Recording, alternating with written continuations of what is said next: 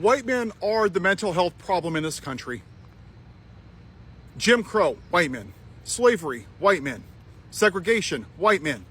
Concentration camps for Asian Americans in the late 30s and early 40s. 1,800 people died. How many black people were hung from trees? 8,000. Let me guess. Oh yeah, once again, white men. The gun violence? 98% are men. 84% are white men, U.S. citizens. I see a trend. How about the Middle Passage where 1.2 African Americans died? Oh yeah, once again, white men. Why was the Second Amendment written? Let me think.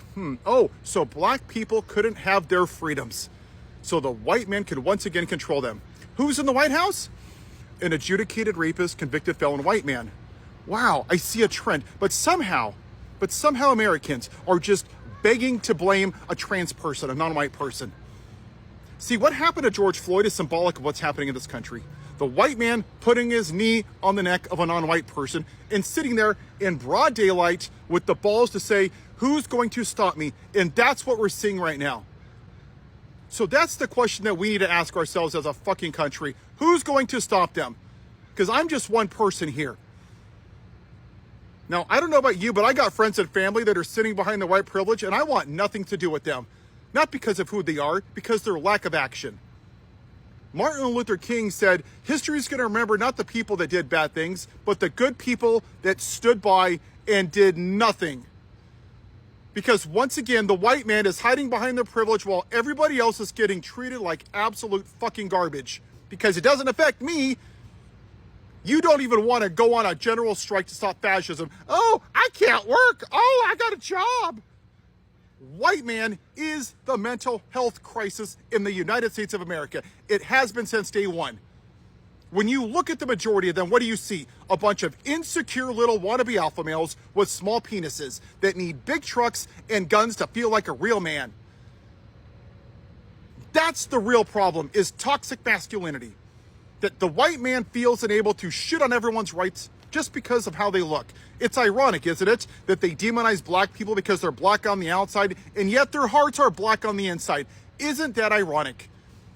And every single time we see a mass shooting, they're just salivating on the white supremacist red hatters to say, oh my gosh, it was an immigrant, it was a trans person, it was a gay people.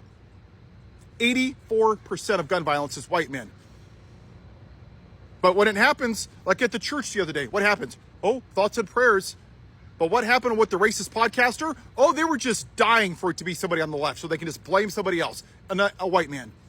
The Catholic, the church yesterday, a white man, a white man, a white man, a white man, a white man. Ahmaud Arbery, guess what? 3 white men that chased out a black guy. Breonna Taylor, oh, a white cop. Again, and again, and again, and again, and again. It's the same demographic. White men are the problem in this fucking country. And until we address the real mental health epidemic, which is white supremacy, built on white men controlling people, because that's how this country was designed. For 21-year-old landowning white men to shit on everybody else. This country was designed to benefit my demographic, and that is not okay. That is the original sin of this country. And until we address it, we will never be a great country, and we haven't been a great country. And if you don't like that, then you can ship. Right, welcome back again to the channel. Thanks for being here, and thanks for always coming. Now, white system made white Americans think they are living a true life, yet they were living a lie they did not know. But now, I told you before this, I'm going to tell you again, things are changing, and nobody is accepting to be deceived or to be lied to anymore. People want to live life that is true, a life that is real. Yeah, that is what kind of a life that people want to live. And this white man, I found his video and I felt like he is really talking a lot of sense, because now the white Americans have always been blaming the black Americans on the mistakes they committed themselves. So a white American commits a mistake and he feels like the best person to plot this mistake on is a black person. That is what has been happening. Blaming others for the things you do, blaming others for your own mistakes and all that. You don't carry your crosses. You don't feel like, I want to carry this. I did it. I made it. I should take responsibilities of what I did. That is not what they want to do. They would always want to turn their mistakes to other people, and these people are mostly likely to be the black people. When we try to consider or to look at the rate of criminalism and the gun violence, and let's talk about maybe like bad governance and all that, it all falls on the white people at large. But white people are not ready to accept the fact that it is falling on them at large. They would go ahead and blame the black people on things that black people didn't do. But because they associate black people with bad things, even their own bad things they did, they committed themselves, they're going to plot it on the black people. And this white man is really saying it live and direct. In fact, he's speaking to Donald Trump's face, live and cash. Despite being a white man, he does not care whether he is a white man. What he cares about is speaking the truth. Now, I want you to take your time, watch these videos. I will come back and say something at the end of it. We want to know, why is it that white Americans would always want to plot their mistakes or turn their mistakes on the black people, even if black people did not commit? Why? As you're watching this video, prepare your thoughts, have them shared with me in the comment section. I will do my best to make sure I read all of them and give a response where possible. I'm going to ask you to subscribe to this channel if maybe you're watching me for the first time, and click notification bell, be the first person to watch every episode as it comes in. But until then, let's take a look at the video. You know, one of the things I hear all the time is the people that voted for this dumbass in the White House, that's not what I voted for. I found this letter that I want to read you from somebody on Facebook, and I'll post it as a pinned comment below. I used to wonder how it was possible that Trump could have won in 2016 and this second time in 2024, given how emotionally toxic and depraved he is. I no longer do. I actually think he won for that precise reason, because he had at least one effed up part to mirror, and the effed up parts for millions. If you're a racist, he's your guy. If you're a misogynist, he's your guy. If all you care about is money, he's your guy. If you have an emotionally armored heart, he's your guy. If you like golden showers with Russian sex workers, he's your guy. If you long for a toxic daddy, he's your guy. If he had only two of these issues, he would have never won. It was the fact that he had hundreds of them that made him the winner, because millions of humans are toxic. So they could relate to him in one form or another. It's never been about Trump. It's always been about the people who finally have their twisted feelings about others validated. Trump has given those people permission to disparage and hate their fellow human beings. Trump is only symptomatic of a much larger issue of a collective toxicity. If there is a single sentence that characterizes Trump, it is this: he says the things that I'm saying. This may be what is so terrifying. Who knew that so many tens of millions of Americans were thinking unconscionable things about their fellow Americans? Who knew that tens of millions of men felt so emasculated by women and challenged by minorities? Who knew that after years of seeming progress on race and gender, tens of millions of white Americans lived in seething resentment, waiting for a demagogue to arrive who would legitimize their worst selves and channel them into political power? Perhaps we had been living in a fool's paradise. No, we aren't. The people that voted for him, there were a couple that were not very bright, concepts of brains, but they loved this. They loved the misogyny. They loved the sexual abuse of women. They loved the degradation of disabled people. This guy went into teenage locker rooms and saw minors get undressed. He went to Epstein Island and molested little girls. Yep, that's my guy, because he told me I'm going to have cheap eggs. I'm going to have no tax on overtime. Isn't it rich that the people that pretend to be Christians, these cosplay Christians, they're Pharisees that go to church with F Joe Biden on their bumper stickers and Joe in the Hoe, that they say, love thy neighbor as thyself? They didn't care about the officers on January 6th that aren't here, that were injured or that were dead. They didn't care about women who were victims of sexual assault. They didn't care about the little girls that grew up. They're not releasing the Epstein files. They're disgusting. They didn't care about any of that, any of this morality. They only cared about themselves. And the sad reality, which is why I do this, is part of this country could not stomach a black man in the White House instead of picking their damn cotton. And that's a fact. So they went back to the plantation owner. And Lyndon Johnson said it best. And I'm going to paraphrase this. This country will vote for the most morally bankrupt human pile of human excrement while he's picking their wallet over the most qualified black woman. And the fact is that there's a lot of people in our lives, and it's hard for us to say it. Yeah, they're just not good people. They're shitty people. They are. You voted for a man who rapes women because you only give a damn about yourself. You're the reason that people don't go to church. It's not that they don't believe in God. It's that you're a shitty reflection of what Jesus stood for. And why do I talk like this? Because you're treating people like garbage. All you know how to do is tear people down just because of how they look. There is a reason that we haven't had a woman president in 249 years.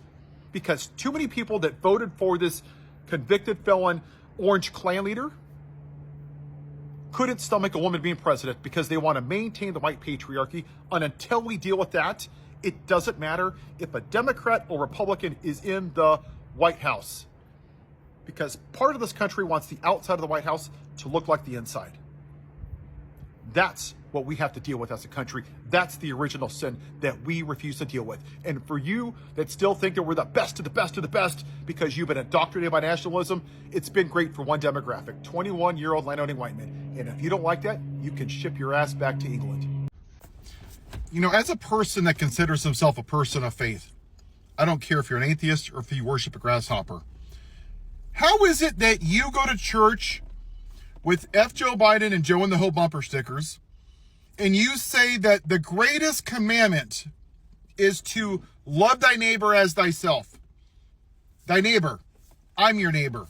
Joe Biden's your neighbor. Kamala Harris is your neighbor. The Democrats, the libtards, the immigrants are your neighbors. Women are your neighbors. Why is it that when you go to the voting booth, you only vote for yourself? Your guns, cheap eggs, no tax on tips. Didn't God say to give unto Caesar what is Caesar's? That you're supposed to build your wealth in heaven where moth and rust can't get to them. But yet every 4 years you ask yourself, am I, that's right, am I better off financially?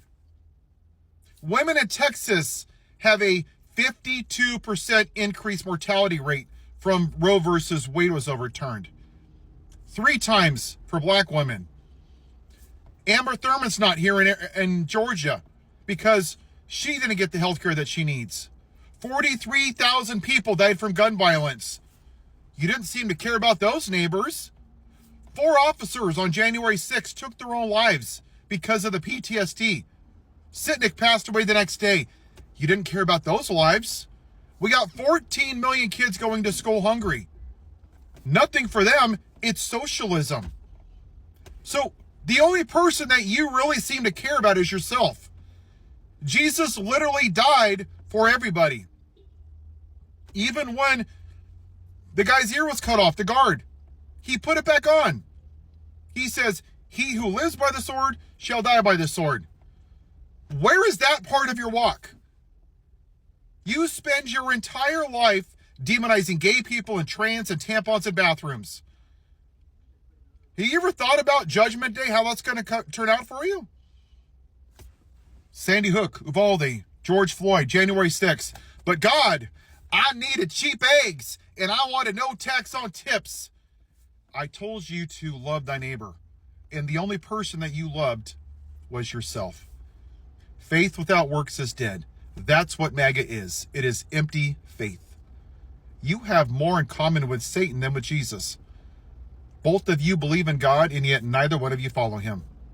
Isn't that ironic? And your orange God actually lives in Mar-a-Lago. Have a good day. This is about one thing, okay? It's about white supremacy.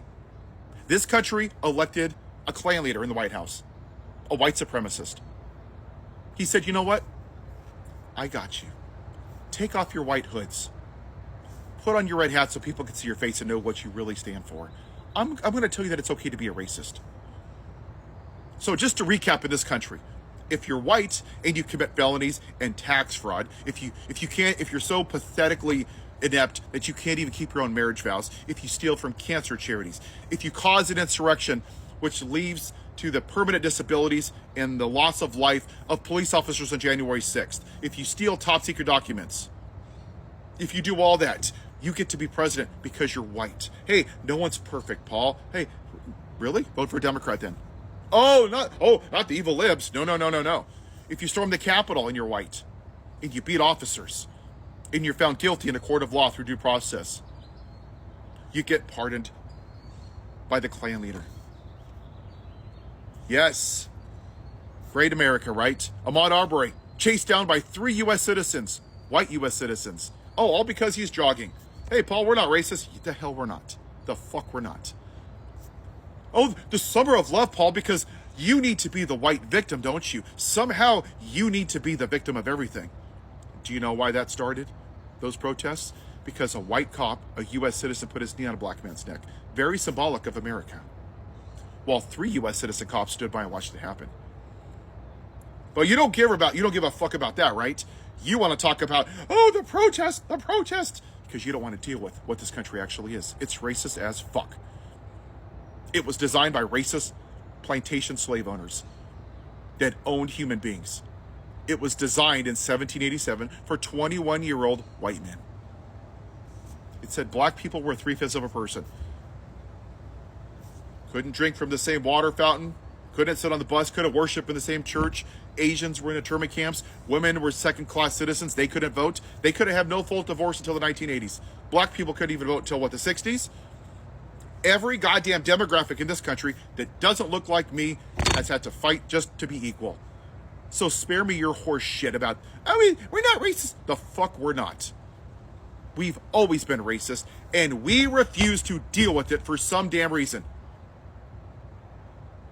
But if you're brown, and you've been here for 40 years and your green card expires, or your documentation's not complete, never committed a crime, never done a felony, never cheated on your wife, never led an insurrection,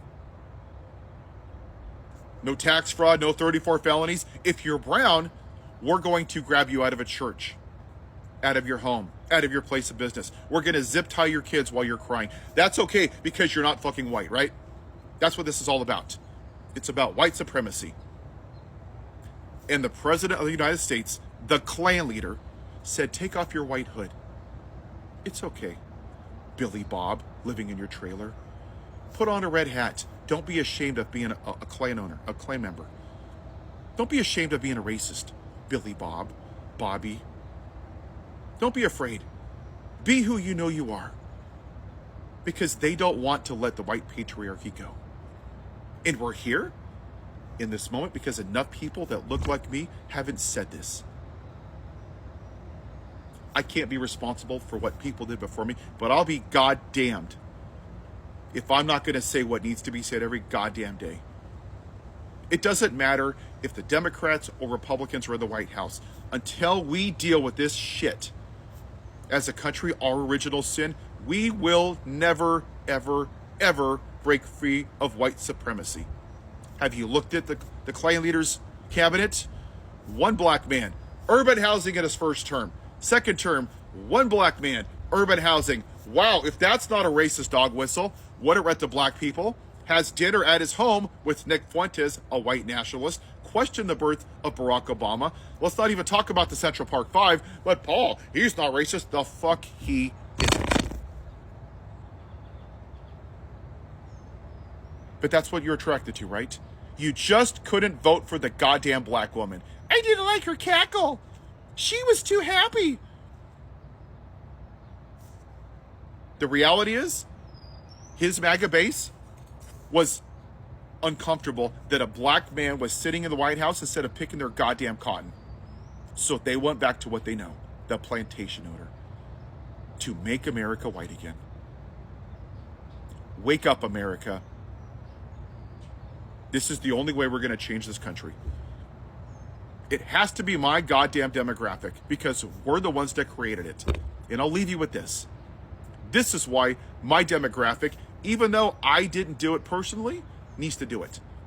Let's say I build a house, okay? Let's say a black family moves in. Beautiful house. Over the course of time, it starts to get cracks in the ceiling, in the floors, and the ceiling starts to crack, and the house is sinking. Is it up to the homeowner that just bought that house to fix it? No. It's up to me because I built the foundation of said house. Why should the homeowner have to fix up the mess? It's not black people's mess. It's my demographic. We need to tear out the foundation of this house, of this country, because it was founded on racism, and rebuild it to make it equal for everybody. And if you can't see that by now, then I don't know what to tell you. Then you're part of the problem. Maybe you should just go put your white hood back on. Like the ICE agents, who are too much of goddamn cowards. We must address white supremacy in this country. Hard stop. Have a good day. Now, here are a few reasons. Yeah, I noted down some things. As I was doing my research, I came across some things, and this is what I came up with. There is historical justification for inequality, and under historical justification for inequality, from slavery to segregation to discriminatory policies, blaming black people for social problems, poverty, crimes, unemployment, etc. has long been used to justify unequal treatment. It shifts attention away from the systems of oppression created and maintained by white institutions. Okay? And then we also have the psychological defense machineries. Under psychological defense machineries, people often resist acknowledging their own group's privilege or wrongdoing because it causes cognitive dissonance. Okay, so discomfort between their self-image, I am fair and good, and the reality of benefiting from injustice. Blaming black people allows some white individuals to protect their self-image while maintaining an unfair system. So these are kind of people that they would always want to be, to remain, to maintain their sanity before people. So they don't want to stain themselves, okay? They want there to maintain a certain image. You're looking at them and you're saying that these people are great people. There is nothing to doubt about them. There is nothing to really hold them with, because they've always been the best people. They do the best thing. They do things in the right way. Even if they commit mistake, they will turn their mistake and they'll blame the black people on their mistake. For example, Charlie Kirk was eliminated by a white person, and rumors were going around that it was a black person who did so. Yeah? Why?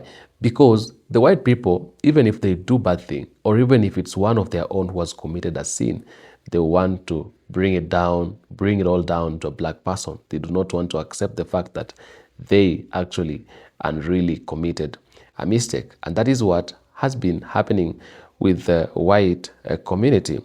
So it becomes a system that makes all problems and every bad thing be turned and fall on a black person. We have media and culture stereotypes. So on media and cultural stereotypes, for decades, mainstream media has perpetuated harmful stereotypes about black people as dangerous, lazy, or irresponsible, while presenting white people as neutral or normal. These stereotypes reinforce racial bias and make it easier to assign blame unfairly. A black person, when does something small, mainstream media is going to really spread this person or to spread this news at a very high speed, going to all cities and villages in the United States of America and across the globe. And people begin to think white people or black people are bad people, not because they're bad people, but because they're people who have just been placed somewhere in the name of mainstream media to make sure if something small happens to a white person, or if something small happens to a black person, they must be able to make sure they are spreading it across the globe. But when it comes to a white person committing a mistake or doing something, the mainstream media does not really care about it. Let's take, for example, we have had black on black crime, black on white crime. We've had white on black crime or white on white crime. When it comes to white on white crime, people don't talk about it. Even when white people are taken to court, they'll be treated less compared to how blacks have been treated. They'll be treated easy compared to how blacks have been treated. They'll given nice treatment, they'll be listened to. If it's a black person, they will get to court and they'll give him a direct punishment. They will not even want to listen to him because there is some kind of biasness in it. There is no justice for a black person, but there is a lot of justice, too much justice, excess justice to a white person. Are you getting that? So if a black person or a white person commits a crime towards his fellow, they will call it a personal thing. They will just give it a simple and an easy attention.